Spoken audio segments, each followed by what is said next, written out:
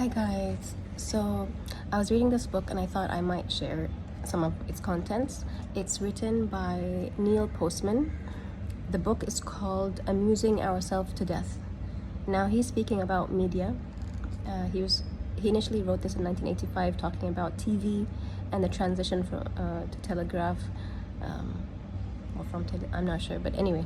So basically the transition of technology and how messages are transmitted. And then he refers to a book by McLuhan called The Medium is the Message, which goes into great detail about this. Now, the point is that different types of media communicate messages differently. So it's very interesting. And obviously they explain to you how negative impact would be on society and communication. Mind you, this was written in 1985, prophesizing the future of things.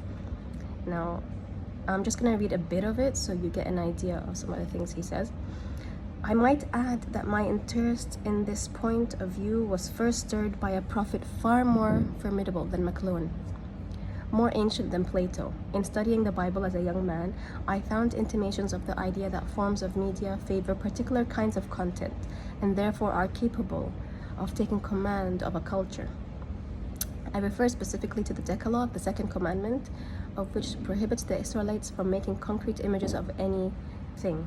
Quote, "Thou shalt not make unto thee any graven image, any likeness of anything that is in the heaven above, or that is in the earth beneath, or that is in the water beneath the earth." I wondered, unquote, I wondered then, as so many others have, as to why the God of these people would have included instructions on how they were to symbolize or not symbolize their experience. It is a strange injunction to include as part of an ethical system, unless its author assumed a connection between forms of human communication and the quality of a culture. We may hazard a guess that a people who are being asked to embrace an abstract universal deity would be rendered unfit to do so by the habit of drawing pictures or making statues or depicting their ideas in any concrete iconographic form. The God of the Jews was to exist in the Word and through the Word, an unprecedented conception requiring the highest order of abstract thinking. Iconography thus became blasphemy, so that a new kind of God would enter a culture. People like ourselves who are in the process of converting their culture from word-centered to image-centered might profit by reflecting on this Mosaic injunction.